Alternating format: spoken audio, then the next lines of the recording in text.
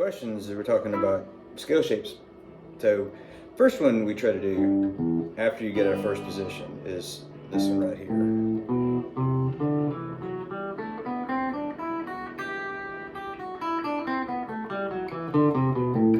I found that to be very useful when I was figuring out interval spellings for bar chords.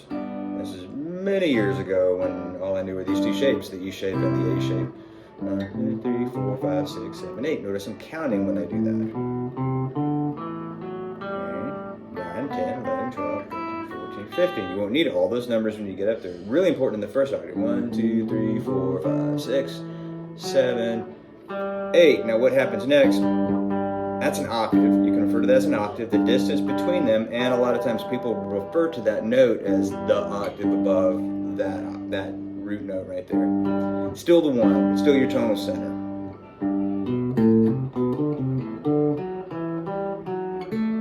Tension created, tension perpetuated, tension resolved.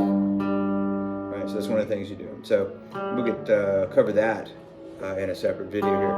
So you can also go 1, 2, 3, 4, 5, 6, 7, 8, because that would be true. But if you're starting here, and this is kind of the point, especially if you're doing jazz, 5, 6, 7, 8, or 1. But if it's 8, we can call this the 9. Some people call this a 10. I usually just consider this another 3 for the sake of your chord tones. However, a lot of people that use the term 10 for that are differentiating specifically the 3 here and the 3 there. I see nothing wrong with that. 3. So we call that 10. Now that's an 11. It's the 4, an octave higher. But in this octave here, it functions as something some jazzers will call color tones. That's the 9, the 11. Usually the 5. Very rarely will you call that a 12, because we'll call that a 5. 5's got kind of a special place as the note we don't always need to voice in some of our jazz chords, but still, that's where that dude is. So now there is, right there, is your 6, 1 octave high. It's what we call a 13. That's your 13. So that's what that interval is. And that's it. That's the interval of a 6, interval of a 13, flat 13, which happens. It's one of those that's come up in a couple of voicings some of my guys are doing in Autumn Leaves right now, which is like got a lot of people doing that. So that's the 13.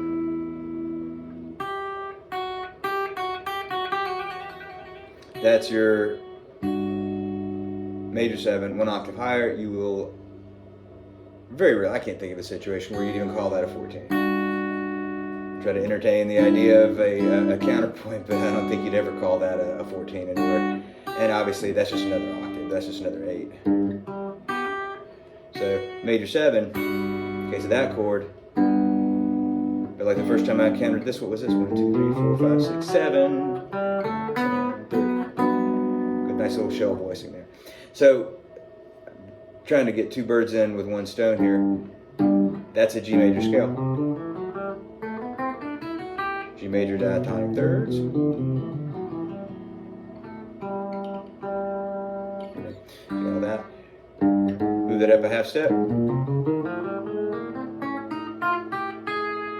Now you got a G sharp major scale in 2 octaves. And I can say 2 octaves, you got an extension, you got the 7 down here, and you have a 9 up there. Those are just extensions to the scale in that position. So if I play the scale this way, there's one note without having to move around or stretch forward. There's one note that is below the lowest root note that you play, and one note that is above the highest root note that you play there. 9, 7, like that. So if you're playing the same scale shape, then one of the useful things about these scale shapes is now you know 11 scales just by moving them around. And as a bonus, if you actually know the names of the notes here, like C sharp, we know you can play a C sharp major scale without really needing to know how many sharps are in there. On a piano, you would have to know that because you got all those black keys. On guitar, you don't really need to know that. You're going to listen for the sound of the major scale, though. And that's part of the fun. We're doing a lot of ear training work like this.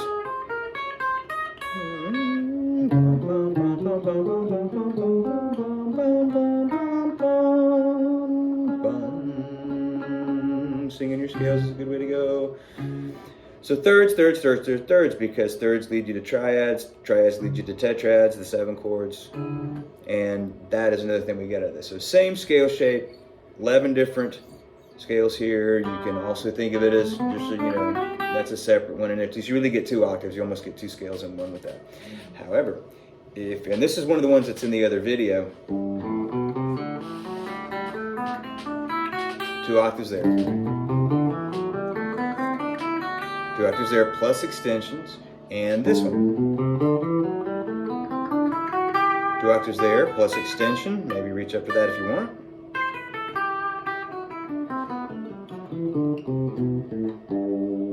So one that we begin with the pinky, one that we begin with the, and we don't have to begin it with the pinky here in first position, but that's the first position is the only way you're going to get this particular scale shape without needing to use a finger for those notes right there. So that scale shape, if you're playing it up the fretboard, looks like this.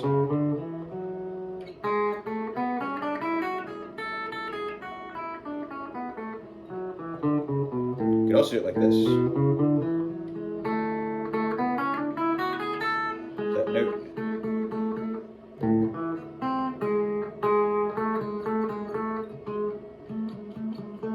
You got that? Same note, depending on how you want to finger that one in there. So those are 3 scale shapes that use the root note on the E string. You can do the same thing with your root note on the A string, which we're going to get into. So repeat from the previous video. We're going to reinforce some of this information here.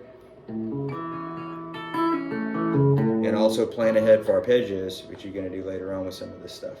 So next step that you do, notice that what we have is we have G. Now we have G from here all the way over to here. So now we've covered this much of our fretboard with these 3 different scale shapes and 2 octaves plus extensions. Extensions are just the part of the incomplete part of the scale. You don't get another full octave, and if we don't go up that string, then it just helps us organize this position by saying, yeah, here's a couple other notes in the key of G right there.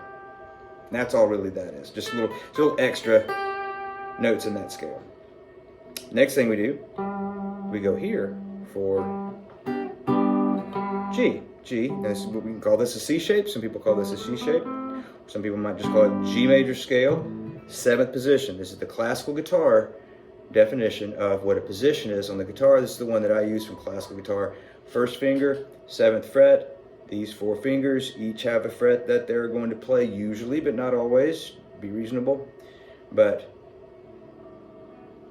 7th position, first finger at the 7th fret, and generally these other fingers more or less play those frets. It's not the only way to do fingering ideas. You might think about it differently, right? So that's a different fingering idea. I'm going to use that in a different video as well. But extension, all you get's 1 octave with the root note here. Extension, extension. A little arpeggio. Okay, so same thing, we go to the 2nd finger. Extension.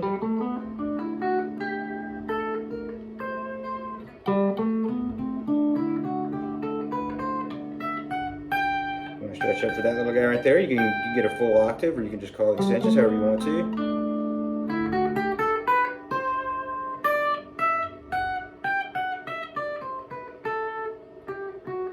A little bit of position shifting, which we're going to probably get that in another video too. There you go.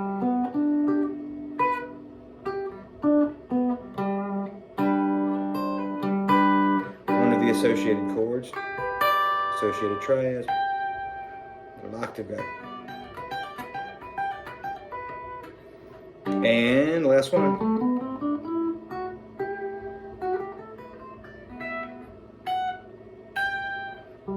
First finger.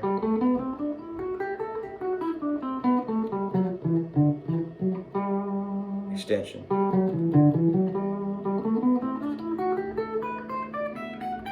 And we'll run diatonic thirds of that stuff too. Once you get 1 or 2 diatonic thirds runs in whatever position up there, your ears really start to hear it. You start to see the shapes.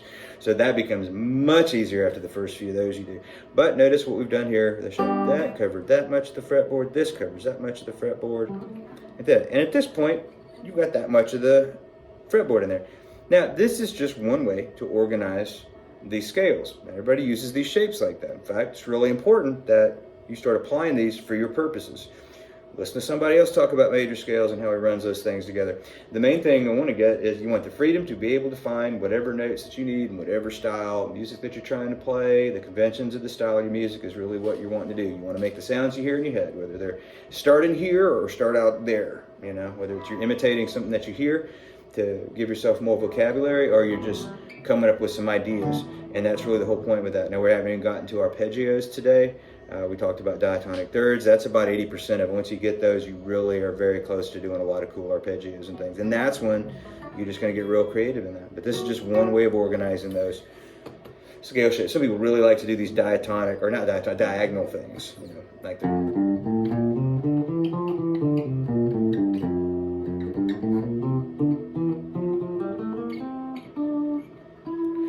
you get diagonal like that, so you're just finding this stuff wherever you want to. And at that point, you could, there's a bunch of other things you could do. It is at this point, we might even start looking at those big circular arpeggios.